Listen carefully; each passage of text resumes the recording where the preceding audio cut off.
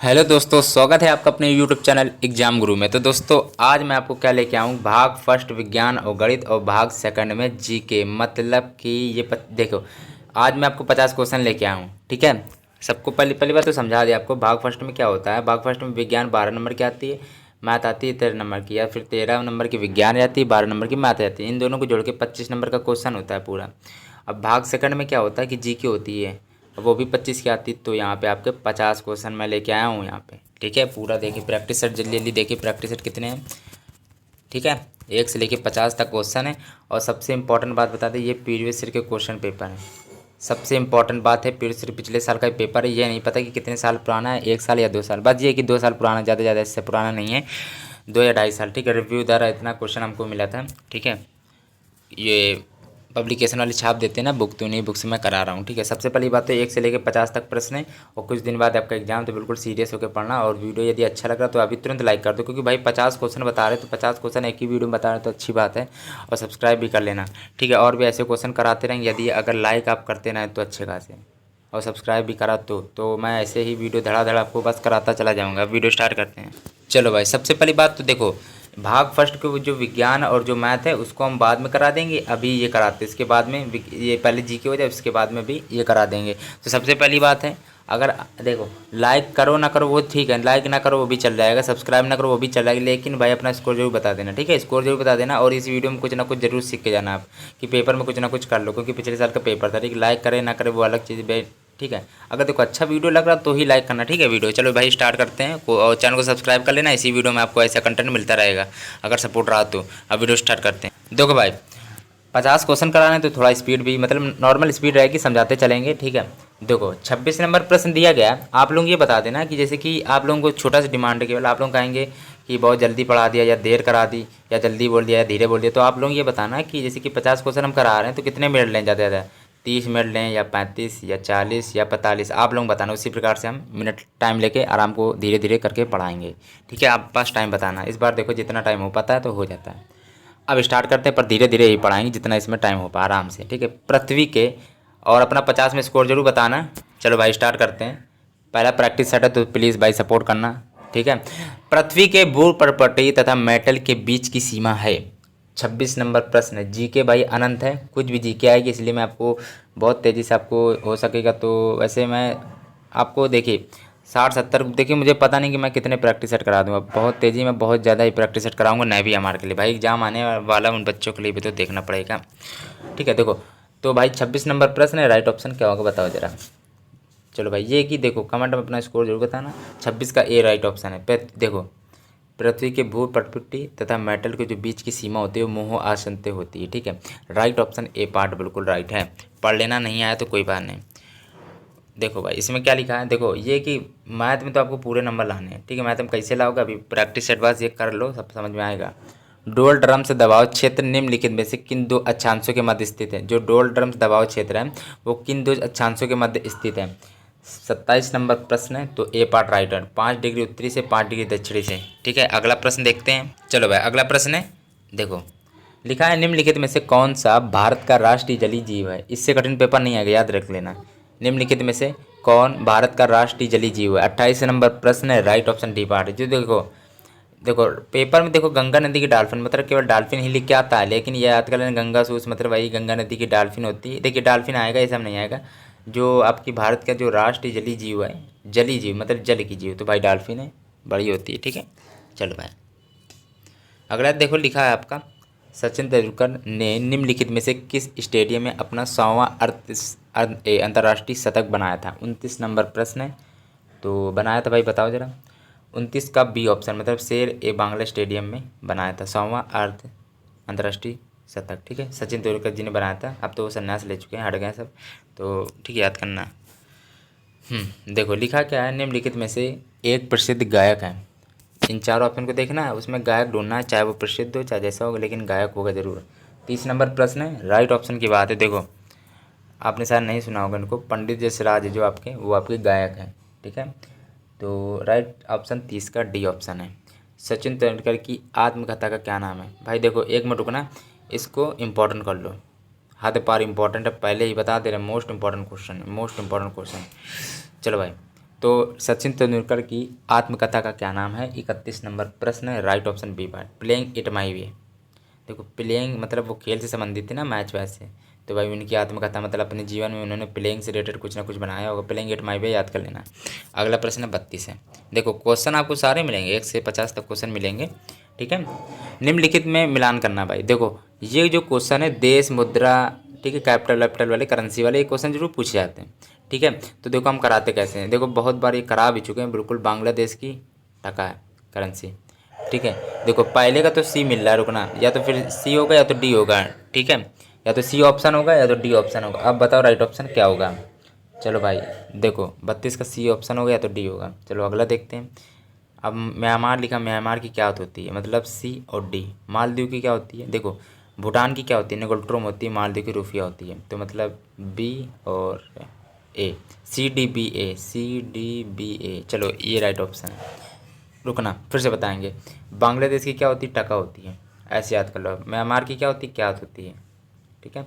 मालदीव की क्या होती है? रुफिया होती है। मालदीव की नहीं पता होगी, याद कर लें, रुफिया होती है। भूटान की नोगोल्ट्रोम होती है। ये वाली जो भूटान की है जो बहुत बार पूछी गई है, एयरफोर्स में भी पूछी गई है, नेवी अभी सब में पूछी गई है। भूटान की नोगोल्ट्रोम होती है, याद कर लेना, ठीक है। 33 नंबर प्रश्न है, निम्नलिखित में से कौन सा एक राजकोषीय नीति का यंत्र नहीं है? 33 नंबर प्रश्न है, राइट ऑप्शन क्या होगा बताओ। देखो 33 का क्रेडिट राशनिंग हो जाएगा, ठीक है। क्रेडिट राशनिंग है जो राजकोषीय नीति का यंत्र नहीं है। देखो जो है वो पढ़ लो। राजकोषीय, राजकोषीय कराधान हो जाएगा, लोक ऋण हो जाएगा, जन व्यय हो जाएगा, लेकिन क्रेडिट राशनिंग आपका राजकोषीय यंत्र नहीं है। अगला प्रश्न देखते हैं 34 नंबर में क्या है। सब कुछ पढ़ते चलो जीके में, ठीक है। और साइंस और मैथ तो बिल्कुल आपके पेपर जैसे ही कराएंगे, ठीक है आपको। और जीके देखो आनंद होती है ना, तो समझ सकते हैं, ठीक है। निम्नलिखित में से कौन सा, टॉपिक तो वही रहेंगे पर चिंता मत करिएगा, खेल से संबंधित क्वेश्चन आएगा, ठीक है आपका। जिससे यहाँ पे टॉपिक वाइज क्वेश्चन आपको मिलते जाएंगे, ठीक है। और मुद्रा से रिलेटेड क्वेश्चन आएंगे आपको, ठीक है। और एक ना एक पुस्तक से रिलेटेड क्वेश्चन आ सकता है। प्लेइंग इट बाई में, इसमें देखो प्रसिद्ध गायक कौन है, इससे रिलेटेड ऐसे ऐसे क्वेश्चन बनते हैं, ठीक है। चलो भाई तो कहाँ थे? 34 नंबर प्रश्न था। देखो इसमें क्या लिखा है, निम्नलिखित में से कौन सा समीकरण सही नहीं है? 34 नंबर प्रश्न है, राइट ऑप्शन देखो क्या होगा। देखो जैसे कि एन एन डी पी जो होता है, एन डी पी बराबर होता है जी एन पी माइनस अवमूल्यन, ये आपका गलत है, ठीक है। केवल तीसरा नंबर आपका गलत है। तो जो सही वो पढ़ लो, को पेपर में याद करने के लिए आसानी रहेगी। एन आई बराबर होता है एन डी पी प्लस का निवल विदेश आय होता है, विदेशी आय होता है। और जी एन पी बराबर होता है जी डी पी और होता है निवल विदेशी आय होता है, ठीक है। इसको पढ़ लेना, वैसे इंपॉर्टेंट है, ठीक है।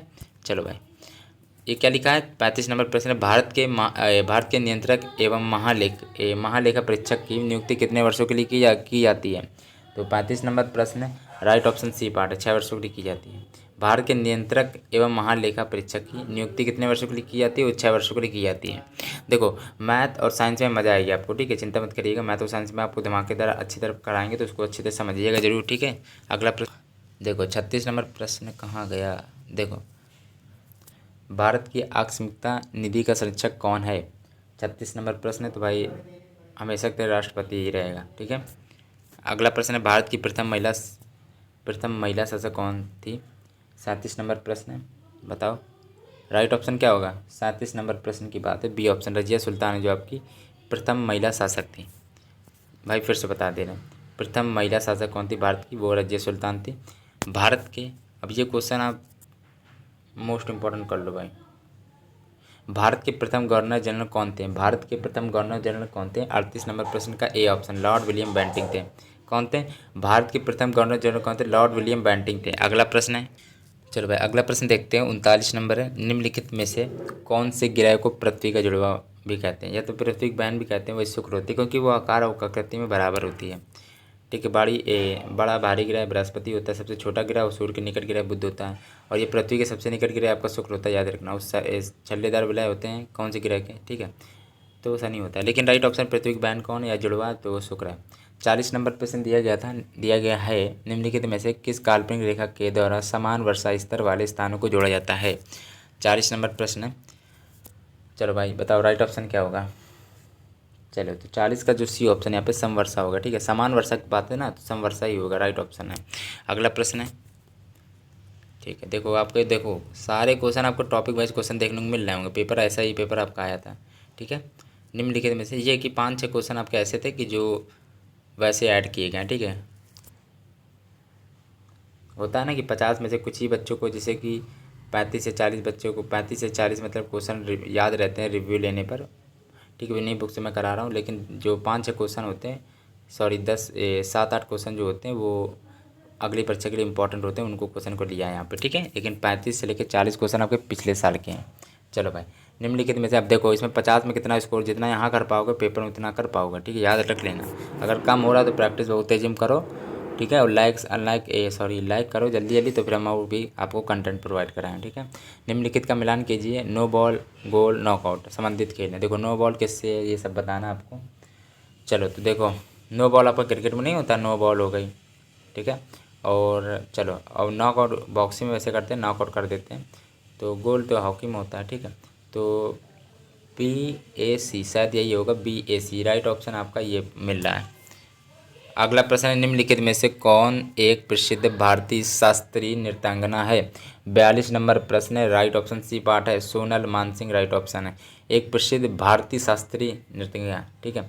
तो भाई सोनल मानसिंह याद कर लेना। 42 नंबर क्वेश्चन देखते हैं, सॉरी 43 आ गया अब तो। The ministry of utmost happiness पुस्तक किसने लिखी है। 43 नंबर प्रश्न की बात है, तो इसका डी ऑप्शन है जो अरुंधति राय। आपके देखो, आपको पता होगा, बहुत ही इंपॉर्टेंट है, इनका नाम ही इंपॉर्टेंट है, तो अक्सर इनके बारे में पूछा जाता है, ठीक है। The ministry of utmost happiness पुस्तक अरुंधति राय जी ने लिखी। भारत के कितने राज्य हैं जो नेपाल के साथ सीमा साझा करते हैं। 44 नंबर प्रश्न है, 2 का/D है। आप टाइम ये बता देना कि जैसे कि हम कितने क्वेश्चन, 50 क्वेश्चन कराते तो उसके लिए आपको कितना टाइम में करा दें, 30 मिनट, 35 मिनट, आप खुद बताइए, ठीक है। चलो भाई, ये कि भारत के कितने राज्य नेपाल के साथ सीमा साझा करते हैं। 5। अगला प्रश्न, आपको तो पता होगा ना पड़ोसी देश कौन कौन से, वही कौन से 5 देश वो शामिल किए सीमा के साथ साझा करते हैं नेपाल को, पता होगा ना, ठीक है। अरे भैया होते हैं आपके उत्तर प्रदेश होता है, जैसे बिहार, सिक्किम, उत्तराखंड तथा पश्चिम बंगाल, ये होते हैं, ठीक है। चलो, वो सीमा से थोड़े सटे होते हैं, ठीक है। अगला प्रश्न पूछा गया, नाम नहीं पूछा जाएगा, लेकिन 5 याद कर लेना, देश होते हैं। अब लिखा है, निम्नलिखित में से कौन GDP अपस्फीति कारक कहलाता है। 45 नंबर प्रश्न का ए ऑप्शन, अवास्तविक से वास्तविक GDP का अनुपात, ठीक है। अगला प्रश्न है, कौन सी संस्था नजर रखती है कि बैंक वास्तव में नगद शेष बनाए हुए है। 46 नंबर प्रश्न का बी ऑप्शन, भारतीय reserve bank of India. Reserve bank of India वही भारतीय रिजर्व बैंक है। 1 अप्रैल को 1935 को स्थापना की गई थी इनकी, ठीक है, रिजर्व बैंक ऑफ इंडिया की, ठीक है। इसमें तो कोई डाउट होगा नहीं आपको, ठीक है। चलो भाई, अगला प्रश्न देखते हैं। 47 है, निम्नलिखित में से किस देश के पास लिखित संविधान नहीं है। लिखित संविधान नहीं, very very very important question है आपका दोस्तों। 47 का ए ऑप्शन, यूनाइटेड किंगडम के पास लिखित संविधान नहीं है, ठीक है, या फिर कह सकते हो संविधान नहीं है, लिखित संविधान। भारतीय संसदीय प्रणाली में खाते पर वोट की वैधता कितने महीनों तक के लिए होती है, बताओ। 48 नंबर क्वेश्चन, तो 2 महीने की होती है केवल, ठीक है, 2 महीने की। अगला प्रश्न है, तक्षशिला विश्वविद्यालय किन 2 नदियों के बीच स्थित थी। 49 नंबर प्रश्न का ए ऑप्शन, सिंधु तथा झेलम, ठीक है। तक्षशिला जो विश्वविद्यालय है वो सिंधु तथा झेलम नदियों के बीच में स्थित है। अगला प्रश्न दिया है, ऋग्वेद में सबसे प्रमुख देवता कौन। सबसे प्राचीनतम वेद आपका ऋग्वेद है, और 4 वेद होते हैं, ऋग्वेद, सामवेद, यजुर्वेद, अथर्ववेद, ठीक है, आ गया होगा। तो ये पूछा गया था कि ऋग्वेद में सबसे प्रमुख देवता कौन है। 50 नंबर प्रश्न का ए ऑप्शन, वैसे इंद्र जी, ठीक है। अब थोड़ा, अब देखो 25 से 50 तक होगा, ये 25 क्वेश्चन लगभग होगा GK के। भाग सेकंड खत्म, अब भाग फर्स्ट की बारी है, विज्ञान, साइंस और वो मैथ की, ठीक है। इसमें भी ज़्यादा टाइम लगेगा, साइंस में ज़्यादा टाइम नहीं लगता GK के अपेक्षा, लेकिन मैथ में तो टाइम लगता है, वो भी देखो करते हैं। देखिए कितने मिनट हो गए, मान के चलो आपके हो गए 13 मिनट तक हो गए। अब वीडियो स्टार्ट करते हैं। चलो भाई, अब विज्ञान और गणित एक साथ स्टार्ट करते हैं, ठीक है। या फिर देखो ये भी होगा ना कभी कदार, या तो फिर मैं ज़्यादातर ऐसा करूँगा, कभी कदार आपको भाग फर्स्ट करा दिया करूँगा GK, और भाग सेकंड करा दिया करेंगे, ठीक है। जैसे कि भाग फर्स्ट और सेकंड करा दिया करेंगे अलग अलग, ठीक है, अलग अलग करा देंगे, उससे ज़्यादा बेटर रहेगा। और कभी कदार कुछ होगा कि भाग फर्स्ट और सेकंड एक साथ करा दिया करेंगे, जिससे कि आपको बिल्कुल लगे पेपर जैसा लगे कि 1 से 50 क्वेश्चन है और बिल्कुल एग्जाम हॉल में बैठे ऐसे लगे, ठीक है। चलो भाई स्टार्ट करते हैं। देखो, इलेक्ट्रॉन प्रदान, जैसे कि इलेक्ट्रॉन है जिसे प्रदान कर रहे हैं आप, ठीक है। इलेक्ट्रॉन प्रदान करने की प्रक्रिया क्या कहलाती है। ये क्वेश्चन पूछा गया, इंपॉर्टेंट है, तो वो ऑक्सीकरण कहलाती है, ठीक है। ऋण ऋणायन होते हैं डैश द्वारा बनते हैं। ऋणायन कब बनते हैं, माइनस चार्ज कब बनते हैं। दूसरा नंबर प्रश्न है, ये तो देखो इसमें उल्टा होता है रोल, जब इलेक्ट्रॉन जब पा लेते हैं तो हो जाता है, ठीक है। जब इलेक्ट्रॉन की प्राप्ति होती है ऋणायन बनते हैं, ऋणायन द्वारा इलेक्ट्रॉन प्राप्ति, ठीक है। अगला दिया गया तीसरा नंबर प्रश्न है, निम्नलिखित में से अम्लीय वर्षा का मुख्य कारण क्या है। तीसरा नंबर प्रश्न है, राइट ऑप्शन आप बताइए। चलो भाई, तीसरे का जो सी ऑप्शन है, नाइट्रोजन डाइऑक्साइड है जो आपकी अम्लीय वर्षा का मुख्य कारण है, ठीक है। पढ़ लेना भाई, इंपॉर्टेंट है, ठीक है। अगला प्रश्न देखते कहाँ गया। देखो क्या लिखा है, क्या लिखा है, वर्ल्ड वाइड वेब या विश्वव्यापी वेब के आविष्कारक किसे माना जाता है। ये देखो वर्ल्ड वाइड वेब पूछा जाएगा कि इनके आविष्कारक कौन है। चौथा नंबर प्रश्न है, तो राइट ऑप्शन बताओ। देखो चौथे का राइट ऑप्शन ए पार्ट है, सर टिम बर्नस-ली हैं जो आपके हैं वो वर्ल्ड वाइड वेब के आविष्कारक हैं। पाँचवा नंबर प्रश्न है, थाइमस ग्रंथि द्वारा निर्मित हार्मोन का क्या नाम है। पाँचवा नंबर प्रश्न है, तो थाइमस ग्रंथि है तो वो थाइमोसिन हो जाएगा, ठीक है। याद हो जाएगा, आसान हो जाएगा। प्रकाश संश्लेषण क्लोरोफिल तथा डैश की उपस्थिति में होता है। छठा नंबर प्रश्न है, राइट ऑप्शन देखो, सूर्य के प्रकाश के द्वारा ही होता है, क्लोरोफिल तथा सूर्य की उपस्थिति में होता है, ठीक है, प्रकाश संश्लेषण। अगला प्रश्न है, मैथ भी देखो, मैथ के क्वेश्चन आप अच्छी तरह देखना, क्योंकि मैथ में क्वेश्चन आपके फिक्स आएंगे। और टॉपिक वाइज तो मैंने लिए हैं, जो पेपर में आए थे वो पूरे क्वेश्चन लिए मैंने। और जो ये कि अच्छी तरह करना, क्योंकि मैथ में आपके जीके में तो ये होता है कि आनंद होती है, जीके तो एक दो क्वेश्चन आपके कट भी सकते हैं, उससे तो कोई दिक्कत नहीं है, कट भी सकते हैं। लेकिन मैथ में अगर पूरा स्कोर करोगे तो ये आपका फ़ायदा होगा, ठीक है। तभी स्कोर आप अच्छा कर पाएंगे, कट आप तभी पार कर पाएंगे। वैसे भी इस बार फॉर्म 1,15,000 या 20,000 के आसपास तक भरा गया है, ठीक है। मतलब भरा क्या गया, वही लोग जाएंगे, फॉर्म जिसने भरा वही तो जाएंगे। 1,00,000 मतलब लगभग मान के चलो 1,00,000 लोग परीक्षा देंगे इस बार, ठीक है। अब कट ऑफ भी कुछ देखो, कुछ भी हो सकता है इस बार। देखो स्टार्ट करते हैं। एडमिट कार्ड पता नहीं कब आएगा, अब आने वाला है 2 या 3 दिन के अंदर एडमिट कार्ड आ जाएगा NVMR का, ठीक। उसी के फिर 10 दिन बाद आपका पेपर होगा, ठीक है। तैयारी बिल्कुल स्टार्ट कर दो, ये मत सोचो एडमिट कार्ड कब आएगा। एडमिट कार्ड तो देखो दोस्तों आ जाएगा, तो आपको पता भी चल जाएगा, लेकिन पढ़ाई है वो कर लो, ज़्यादा बेहतर है, ठीक है। कौन सा रक्त समूह सार्वभौमिक शो करता है, ठीक है। 7वां नंबर प्रश्न है, तो राइट ऑप्शन डी पार्ट है, AB+, ठीक है, सार्वभौमिक शो करता है, ठीक है। चलो भाई, यदि ये पीछे कर ले पीछे, ठीक है। यदि पीछे देखने वाले दर्पण में वस्तुएं बड़ी तथा उल्टी दिखाई देती तो किस प्रकार के दर्पण का उपयोग किया जाता है। 8वां नंबर प्रश्न है, देखो उल्टी दिखाई देती ना तो फिर अवतल दर्पण है, ठीक है। अगला प्रश्न है, साबुन का बुलबुला डैश के कारण गोलाकार प्राप्त कर लेता है। ऑप्शन देखना पड़ेगा इसमें, तो रुकना एक मिनट। साबुन का बुलबुला गोलाकार, अच्छा तो बताओ ना भाई क्या होगा। गोलाकार है तो समझ गया होगे आप लोग, वही पृष्ठ तनाव का रोल होता है, ठीक है। जैसे कि वर्षा की बूंदों के गोल होने के कारण वो आपका पृष्ठ तनाव है, ठीक है। वही पृष्ठ तनाव का जो कैपिटल टी डिनोट करते हैं, टी बराबर होता है F/L, और F होता है बल, वो वही MLT-2 होती है बीमा, और इसकी L रहेगी, L कट गया तो MT-2 होती है इसकी बीमा सूत्र है, ठीक है। अगला प्रश्न देखते हैं, CAD। देखो CAD का असंक्षिप्त रूप क्या है, वही कंप्यूटर एडेड डिजाइन है। बी ऑप्शन 10वीं का राइट ऑप्शन हो जाएगा, ठीक है। 11वां नंबर प्रश्न है, निम्नलिखित में से कौन सी ऊष्माक्षेपी प्रतिक्रिया की विशेषता है। 11 नंबर प्रश्न है, राइट ऑप्शन ए पार्ट है, ऊष्मा का उत्सर्जन है, ठीक है। याद कर लें, देखो याद आपको करना है तो थोड़ा पढ़ लेना। अगला प्रश्न दिया गया है 12 नंबर, सोडियम क्लोराइड नमक का रासायनिक सूत्र है। 12 नंबर प्रश्न है, तो बताओ राइट ऑप्शन क्या होगा। 12 का बी ऑप्शन जो NaCl होता है, ठीक है। सोडियम क्लोराइड नमक का वही रासायनिक सूत्र है NaCl।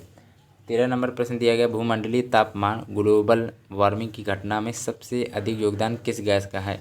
13 नंबर प्रश्न है, 13 का जो डी ऑप्शन है यहाँ पे राइट ऑप्शन हो जाएगा। कार्बन डाइऑक्साइड में तो वही CO2 हो जाएगा, ठीक है, भूमंडलीय तापमापन में, ठीक है। अगला प्रश्न है, चलो भाई देखो अब मैथ क्वेश्चन आ गए तो बिल्कुल फिक्स क्वेश्चन है और बिल्कुल इसी मेथड से आएंगे। बस ये कि संख्या कुछ चेंज हो सकती है, जैसे कि यहाँ 3.6 है तो यहाँ से 6 लिख के आ जाए बस, ठीक है। 6, 9, 15 ऐसे सिंपल वहाँ पे डिजिट लिख के आएंगे, यहाँ तो पॉइंट में लिखा है, ठीक है। एक दो ये कि कुछ क्वेश्चन ऐसे भी आ जाते हैं, हार्ड भी आ सकता है पेपर, क्योंकि देखो हार्ड नहीं मतलब नॉर्मल से भाई थोड़ा बहुत पॉइंट दे दिया जाए तो हार्ड क्यों हो जाएगा भाई। 3.6 से गुणे 6 करना है और फिर 3 गुणे 6 करना, तो सिंपल सा वही बात हो जाती है, ठीक है। तो समझ सकते हैं ऐसा पेपर आया था मैथ का, पूरा देख लो पेपर। चलो भाई देखो, ठीक है। चलो भाई अब स्टार्ट करते हैं 14 नंबर प्रश्न। अब देखो भाई इतनी मेहनत कर रहे हैं तो भाई लाइक तो ज़रूर कर देना, ठीक है। सब्सक्राइब तो पता नहीं करते हैं, कम से कम क्या है कि 85% लोग अनसब्सक्राइब है, नॉट सब्सक्राइब है, और सब्सक्राइब केवल 15% है, मान के चलो। अब बताओ 15% लोग सब्सक्राइब करते हैं और देख के चले जाते हैं, 85% लोग नहीं सब्सक्राइब करते हैं। तो इतनी मेहनत करते हैं उसके लिए सब्सक्राइब नहीं करते, व्यूज़ बिल्कुल नहीं आते हैं। चलो कोई बात नहीं, देखो कोशिश करते हैं। देखो लिखा क्या है, दो संख्याओं का महत्तम समवर्तक और लघुत्तम समवर्तक क्रमशः 11,825 है। एक संख्या 275 है, दूसरी संख्या क्या है। देखो मैथ में जो क्वेश्चन आते हैं, मैथ में मान के चलो 13 क्वेश्चन आते हैं, ठीक है। 13 क्वेश्चन में जो 3 क्वेश्चन होते हैं वो थोड़े आपके टाइम बहुत लेने वाले होते हैं, वो चाहे जितना टाइम बहुत लिया जाता है उसमें, लेकिन वो होता है ना कि वो इसकी ट्रिक होती है उनकी। अगर ट्रिक नहीं पता तो पूरे जो सवाल है वो भी छोड़ दोगे, जो 3 कर रहे हो वो भी नहीं कर पाओगे, ये होता है मैथ में।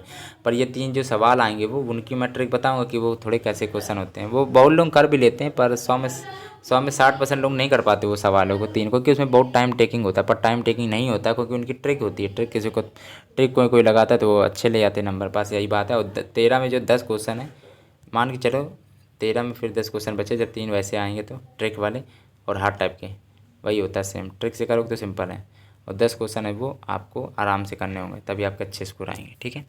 देखो देखो इसमें देखो ये क्वेश्चन में कोई दम नहीं था। देखो महत्तम समर्थक लघुत्तम समर्थक बराबर होता है पहली संख्या गुणे दूसरी संख्या होता है। कोई क्वेश्चन में दम नहीं थी। 11 गुणे 825 बराबर पहली संख्या कितनी है 275, और दूसरी संख्या नहीं पता भाई एक्स मान लो। 11 से काटा 11 दूनी 22 होता है, 5 बिरा 11 पच्चीस 55 हो गया, 25 से इसको काटा 25 दो तिके 75 75 वो फिर 75, ठीक है। तो 33 आएगा, एक्स की वैल्यू 33 आ गया, सी ऑप्शन राइट है। देखो इसमें केवल आपको एक चीज़ सीखनी है, एक चीज़ कि लघुत्तम ए वो आपने सुना होगा ना, HCF गुणे LCM बराबर पहली संख्या गुणे दूसरी संख्या। भाई HCF वही है, लघुत्तम समर्थक और महत्तम समर्थक होता है, गुणे बराबर होते हैं पहली संख्या गुणे दूसरी संख्या होता है। ये आपका वो सूत्र होता है, ठीक है। लासापा गुणे मासापा बराबर पहली संख्या गुणे दूसरी संख्या, सुना होगा भाई, ठीक है। चलो भाई अगला प्रश्न है, लासापा होता है लघुत्तम समर्थक, मासापा होता है महत्तम समर्थक। अगला प्रश्न है, ये देखो ये क्वेश्चन आपका पक्का फिक्स है आएगा, ठीक है। लेकिन ये कि संख्या थोड़ी चेंज होगी बस। इस संख्या में देखो क्या सिंपल 0.4 का चतुर्थ अनुपात ज्ञात कीजिए। तो इसको इस मैथड से क्वेश्चन आपका पक्का आएगा, तो इसको करने का तरीका समझ लेना, ठीक है। अभी 11.4 चतुर्थ अनुपात नहीं पता तो एक्स मान लो। इसका एक सूत्र होता है जब इस सीरीज में बनता है ये, ठीक है। चतुर्थ अनुपात ही पूछा जाएगा पेपर में। तो मध्य पदों का जो कोई भी तीसरा भी ऐसे तीसरा भी पूछ सकता है, तो मध्य पदों का गुणनफल बराबर होता है बाह्य पदों का गुणनफल। आपको ये केवल करना है। तो मध्य पदों का गुणनफल कर लो 6.9 गुणे 11.4 बराबर में 3.6 इंटू एक्स, ठीक है। मध्य पदों का जो गुणनफल है वो बाह्य पदों के गुणनफल के बराबर है। तो इसमें क्या करना होता है, तो अब देखो इसमें इसका गुणा करना है, अब इसमें इसको गुणा करना फिर काट देना, बस इतना छोटा सा काम है। गुणा भाग करना वो भी आपको करना पड़ेगा, 21.9 है, ठीक है। पेपर में आपका काम क्या है 50 में स्कोर प्लीज़ बताना, बिल्कुल एग्जाम बेस्ड क्वेश्चन है, ठीक है। a+2b बराबर 55 है, a-2b बराबर माइनस का 13 है, तो b का मान ज्ञात कीजिए। देखो इसको कैसे करेंगे, सिंपल है, कुछ नहीं था इसमें।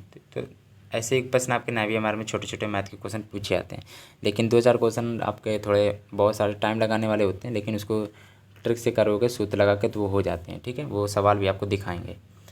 तो a-2b बराबर होते हैं माइनस का 13। कभी कदार वो सवाल आते हैं, इक्का दुक्का उसके पूछे आते हैं, लेकिन ठीक है। तो जोड़ेंगे इसको 2a, क्योंकि जब a का मान निकालेंगे तभी a का मान रखेंगे तभी तो b का मान निकलेगा। b का मान यहाँ पूछा था, आपको इसमें जोड़ना पड़ेगा सब जोड़ने पर। तो ये तो आपका b कट गया पूरा। तो a बराबर ये 55 में 13 ही घटा होगा। अगर यहाँ प्लस में है तो भी माइनस प्लस माइनस होता है ना, इसलिए माइनस ही मतलब घटाना ही पड़ेगा, तो 42 आएगा। a बराबर 21 आ गया। अब b का मान पूछा गया तो किसी में भी रख दो b का मान, सॉरी 21 आया, a का मान 21, सॉरी a का मान कितना था, a का मान आपका हाँ 21 आया था। तो 21 + 2b मतलब 2b बराबर 55, पहले हम रख दे रहे हैं, ठीक है 55। तो अब 2b बराबर हो जाएगा 55 माइनस का 21, तो 2b बराबर आपका क्या हो जाएगा 55 में 21 घटाओ तो 4 ये बचा, और ये कितना बचा आपका 3 2 5 हाँ 34 बचा। तो b बराबर 17 है, 17 दूनी 34 होता है ना, 2 से काटा इसको ना 17 आ गया। अगला प्रश्न है, चलो भाई ये क्वेश्चन बिल्कुल सिंपल है। ये क्वेश्चन आता है आपका टाइम लेने के लिए। टाइम क्या लेने भाई, आपको थोड़ा थोड़ा टाइम लगे। औसत क्या होता है, संख्याओं का औसत बराबर क्या होता है, संख्याओं का योग बट्टा संख्याओं की संख्या। तो संख्याओं का योग करो, अभी करते हैं। इन सब में प्लस करना है, plus plus plus plus plus plus. बट्टे में कितनी संख्या 1 2 3 4 5 6 7 8 9 10 10 संख्या बट्टे में 10। अब इनको जोड़ो कितना है, 9 1 10 17 20 25 30 36 40 50 50 बट्टे में 10 मतलब 5 आएगा। राइट ऑप्शन है। ठीक है, वही ये संख्याओं का जो औसत होता है ना वो संख्याओं को योग होता है, बट्टे में संख्याओं की संख्या कितनी संख्या थी 1 2 3 4 5 6 7 8 9 10 थी, सॉरी 10 थी, 5 आ गया। चलो भाई देखो, ये देखो सिंपल क्वेश्चन है तो जल्दी जल्दी बता दे रहे, इसमें कोई वो नहीं। ठीक है, कॉट 52 दिया गया आपका बी, तो tan 38 पूछा गया। देखो कॉट 52 को क्या ले सकते हो, cot 90 minus 52, sorry cot 90 minus 38 ले सकते हो। ठीक है, बराबर बी चल रहा है। अब एक चीज़ आपको बता दें, शायद आपको पता नहीं होगा, यहीं आप गलती कर देंगे, आप कहीं कॉपी कॉपी में कोने में कहीं लिख लो, कॉट 90 माइनस थीटा क्या होता है, बताओ कॉट 90 माइनस थीटा क्या होता है। सिंपल से आपका tan थीटा ये होता है केवल, तो ये tan 38 बचा केवल, और tan 38 बराबर की वैल्यू कितनी बी है, जो आपको समझ गए होंगे। tan 38 की वैल्यू बी है, और यही पूछा गया था tan 38 की क्या वैल्यू बी आ रही है, तो राइट ऑप्शन चौथा होगा। वैसे अगला प्रश्न है, चलो भाई अगला प्रश्न देखते हैं, इसमें क्या, त्रिभुज से संबंधित विषम कथन ज्ञात कीजिए, विषम कथन ज्ञात कीजिए। चलो तो 19 का राइट ऑप्शन क्या होगा बताओ जरा, तो 19 का राइट ऑप्शन आपका डी पार्ट है। विषम कथन, एक भुजा का जो वर्ग होता है, त्रिभुज बना लिया, एक भुजा का जो वर्ग होता है, ठीक है, वो अन्य दो भुजाओं के वर्गों का योग होता है। ठीक है, अगला प्रश्न है, चलो भाई अगला प्रश्न दिया गया, एक वस्तु 10% की छूट पर 3600 में बेची जाती है, यदि छूट पर 15% हो तो वस्तु विक्रय मूल्य क्या होगा। इसमें पूछा गया इतने रुपए में बेची जाती है, तो उसके लिए सूत्र क्या होता है, 100 अपॉन में वही क्रय मूल्य पहले। ठीक है, 100 अपॉन में 100 माइनस छूट, 100 माइनस छूट, तो 10% छूट है ना, तो 10% छूट लगा ली हमने, और गुणे में होता है वो क्रय मूल्य, तो हो गया 36 मूल्य, सॉरी 3600। ठीक है,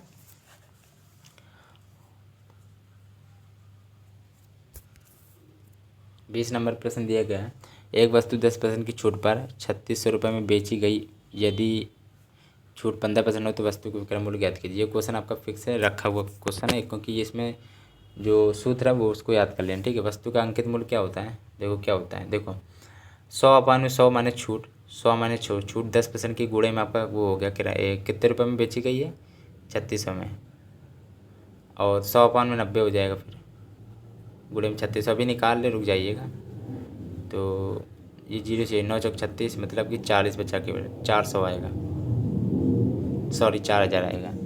ठीक है, अब 4000 आ गया। ठीक है, इसी क्या कहा 4000 बेची गई, यदि छूट पर 4000, वही जितना आया 4000 आपका, उसी पे 15% की छूट दे दी गई है। ठीक है, तो उसमें वस्तु विक्रय मूल्य ज्ञात करें, तो विक्रय मूल्य का सूत्र क्या होता है, अभी कहीं कॉपी में कहीं लिख लो, वस्तु में विक्रय मूल्य क्या होता है, क्रय मूल्य। ठीक है, क्रय मूल्य इंटू 100 माइनस की हानि, कितने की हानि 15% की, या छूट भी कह सकते हो, बट्टे में आपका वही 100 होता है, ये लिख लो कॉपी में कहीं। क्रय मूल्य आपका 4000 आया था।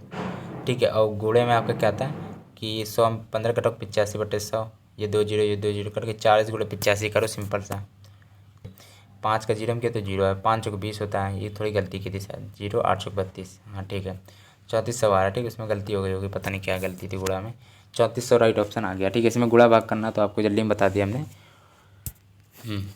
चलो भाई अगला प्रश्न है, 21 नंबर प्रश्न है, 12 में क्या घटाया जाए कि प्राप्त संख्या 29 से पूर्णतः विभाजित हो जाए, 29 से पूर्णतः विभाजित हो जाए, तो 29 से इसको भाग दो। ठीक है, कहाँ तक भाग जा रहा है देखते हैं फिर, वैसे पूरा तो नहीं जाएगा भाई मेरे हिसाब से। चलो 29, क्योंकि 29 ऑलरेडी आवाज़ संख्या होती है, 29 किसी से नहीं कटती है, ठीक है स्वयं से कटती है संख्या। अब 29 का भाग दिया जाता है, जिस 29 का भाग 4 में दिया तो 4 29 छको 116, 116 बचा 10 मतलब 5 105 बचा, 29 गुणे कितना 3 करते हैं 87 आ गया, 13 13 5 18 18 ही शेष बच रहा, फिर तो जाएगा नहीं, तो राइट ऑप्शन मिल गया 18 राइट ऑप्शन है। पूर्णतः कितने विभाजित किया जाए, कितना तो 18 तक आ रहा है। ठीक है, चलो भाई अगला प्रश्न है, पॉइंट में आंसर दिया नहीं गया वरना और हल कर दें। चलो 22 नंबर क्वेश्चन है, स्क्रीन पे आप समझ नहीं पाएंगे। ठीक है, अब ये क्वेश्चन आप खुद करिएगा और कमेंट में अपना स्कोर जरूर बताइएगा, और ये इसका आंसर क्या होगा आप बताइएगा। ठीक है, इन 4 ऑप्शन को देख के बताइएगा, 22 का राइट ऑप्शन कमेंट में बताना। ठीक है, ये कि इसमें ये कि सूत्र लगेगा, बस पहले ही बता दे रहे हैं, सूत्र थोड़े लगेंगे इनमें। ठीक है, अभी ऐसे करो कॉपी में सूत्र लिखो, अभी बता दे रहे हैं, कॉपी में सूत्र लिख दो, कॉस ए माइनस बी का क्या होता है, कॉस ए माइनस का बी का सूत्र क्या होता है, फिर से बता दे रहे हैं, ध्यान समझना, कॉस ए माइनस बी का सूत्र होता है cos A cos B plus का साइन ए साइन बी होता है, कॉस ए माइनस बी का सूत्र होता है cos A cos B plus sign A sine B होता है। अब दूसरा प्रश्न क्या है, मतलब दूसरा वो सूत्र। ये भी साइन ए प्लस बी, साइन ए प्लस बी का सूत्र होता है sign A cos B plus cos A sine B होता है। ठीक है, ये सूत्र याद कर लें, सूत्र से क्वेश्चन बन सकता है। 23 नंबर प्रश्न है, एक छात्र ने 6 विषयों में 470 अंक प्राप्त कर लिए। अब यदि प्रत्येक विषय में अधिकतम अंक 100, मतलब कि जो प्रत्येक विषय हैं वो 100 अंक के हैं और 6 विषय हैं, मतलब 600 के अंक हैं। 600 में आपने अंक प्राप्त किए 470 है, देख रहे हैं आप, ऐसे ही मतलब कि सिंपल है। 600 में 470 नंबर ला, परसेंटेज में निकालना, गुणे से लगा। पेपर में भी आप ऐसे परसेंटेज निकालते थे कि जैसे मान लो आपको 600 में पेपर हुआ, 600 में पेपर, उसमें आपको 470 नंबर है और परसेंटेज तो निकालो भाई, परसेंटेज में बताना पड़ता है, इसलिए 100 से वो करते हैं। अब इस मेथड से पता है 6 विषय हैं और प्रत्येक विषय 100 नंबर का, मतलब 600 का है पेपर। और कितने अंक प्राप्त किए, 470 अंक प्राप्त किए। परसेंटेज में निकालना है, गुणे 100 करो। ये 2 जीरो 2 जीरो करो, 6 सत्ते 42 होता है। 42 5 8 छंग 48, 8 छंग 48, 2 बचा, 6 चौको 24, 48 6 12 छत्तीस 18 होता है। तो ये सी ऑप्शन है, छत्तीस 18। देखो अब गुणा, तो चलो भाई फिर से गुणा कर दें अब अच्छी तरह, आपको आ गया। वो 6 सत्ते 42 होता है, सत्ते 42 5, देखो 8 छंग 48 होता है, तो 2 बचा, पॉइंट लगा 0 छत्तीस 18, 3 बार में जाएगा ना, देखो 3 आ रहा है। एक ही ऑप्शन है सी ऑप्शन। ठीक है, इसमें कोई दिक्कत वाली बात नहीं थी। तो 23 का जो है सी ऑप्शन राइट है। अगला प्रश्न देखते हैं, रुकना 1 मिनट। एक आयत की लंबाई एवं चौड़ाई में अंतर जो है 6 मीटर का है। ठीक है, लंबाई चौड़ाई में जो अंतर है वो 6 मीटर का है। मतलब कि लंबाई मान लो x है, चौड़ाई x y, इनका जो अंतर है माइनस इसीलिए लिखा गया 6 है। ठीक है, जो दिया गया वो लिख लिया। अब आयत का जो परिमाप होता है, आयत का परिमाप कितना होता है, आयत का परिमाप बराबर होता है परिमाप। चलो इसको पहले सूत्र लिख दें। आयत का परिमाप बराबर क्या होता है, देखो रुकते हैं, लिखते हैं 2 ब्रैकेट में x प्लस वाई, या फिर कह सकते हो 2 ब्रैकेट में l प्लस बी। ठीक है, इसको वही होता है। ठीक है, पर यहाँ पे लंबाई चौड़ाई एक्स वाई मान ली, इसलिए समझ गए होंगे। ठीक है, तो 2l प्लस बी या 2x प्लस वाई भी मान सकते हो। ठीक, तो आप कहिए कि परिमाप तो 64 दी गई थी, परिमाप में 64 रख लिए, इसको काटा 2 से तो 32 आएगा। तो देखो x प्लस वाई आपका आ गया 32, x माइनस वाई आपका दिया था 64, सॉरी 6 दिया था। लेकिन इसमें पूछा गया इसका क्षेत्रफल बात ज्ञात कर। तो आयत का क्षेत्रफल क्या होता है, लंबाई इंटू चौड़ाई होता है। आयत का क्षेत्रफल क्या होता है, लंबाई इंटू चौड़ाई होता है। ठीक है, तो यहाँ से आपको पहले लंबाई चौड़ाई निकालनी पड़ेगी। ठीक है, चलो इसको हल करें पहले, तब लंबाई चौड़ाई निकलेगी। x माइनस वाई बराबर 6 और x प्लस वाई बराबर कितना आता है, 32 था। हाँ 64 था। ठीक है, तो पहले तो इसको जोड़ते हैं, तो 2x बराबर आएगा 32 6 38। ठीक है, तो x बराबर 19 आ गया। अब भाई y का नहीं मान पता चल रहा है, तो y का मान इसमें यहाँ रख देते हैं। 19 माइनस वाई बराबर 6, तो माइनस वाई बराबर हो जाएगा 6, इधर प्लस का 19 जाएगा, माइनस का 19 बनेगा, तो माइनस वाई माइनस का 13, 13 19, तो वाई बराबर 13 आया। अब यही कि लंबाई चौड़ाई ज्ञात करना, तो लंबाई एल थी, एक्स थी, चौड़ाई बी थी, वाई थी, तो 13 गुणे 19 करना है शायद, 13 गुणे 19, नौ 27 2, सॉरी 2 9 कम 9 9 11 3 1, मतलब 7 4 247 राइट ऑप्शन वर्ग मीटर। अब क्षेत्रफल ज्ञात करना था, आयत का तो वर्ग मीटर में ही आता है। ठीक है, 247 आ गया। अब ये कि ये क्वेश्चन आपका रखा है पेपर में, ठीक है, रखा होगा वहाँ पे पक्का। ठीक है, ये कि संख्या शायद चेंज हो। ठीक है, चलो भाई, संख्या भी सेम हो सकती है। चलो भाई देखो, संख्याओं से कोई मतलब नहीं होता, अगर सूत्र नहीं आता, परिमाप नहीं होता, परिमाप होता है, आयत का परिमाप बराबर होता है 2 ब्रैकेट में l प्लस बी होता है। वहाँ हमने एल एक्स मान लिया था, बी वाई मान लिया था, या तो फिर एल बी वाई मान लो। ठीक है, और आयत का परिमाप आ गया। अब दूसरी बात ये कि आयत का जो क्षेत्रफल होता है लंबाई इंटू चौड़ाई होता है, एल इंटू बी कह सकते हो। ठीक है, अब 25 नंबर क्वेश्चन है, लास्ट क्वेश्चन है। अब लास्ट बार एक और कह दे रहे हैं, एक बार सब्सक्राइब करो भाई, चैनल को लाइक करो। ठीक है, ऐसे क्वेश्चन देखो मिलते रहेंगे आपको। यदि 10 संख्याओं का माध्य 35 है तो हो गया 335, ये 350 गुणा करना पड़ेगा। प्रत्येक में 2 जोड़ दिया जाए, चलो भाई प्रत्येक में 2 जोड़ दिया जाए, मतलब कि 350 है उसमें 2 जोड़ दिया जाए। ठीक है, अब उसमें गुणे 10 तो होएगा जब 10 संख्याएँ थी। ठीक है, तो माध्य उनका क्या होगा, तो सिंपल से कितना 370 आएगा। तो नई श्रेणी का माध्य ज्ञात करना है। तो नई श्रेणी का माध्य कितने थे, 10 माध्य थे, तो 370 आया, वैसे 10 से भाग दो 37 आएगा। आपको समझ में आ गया होगा, कठिन वाली बात नहीं थी इसमें, सिंपल करना। चैनल को नहीं सब्सक्राइब किया तो कर लेना।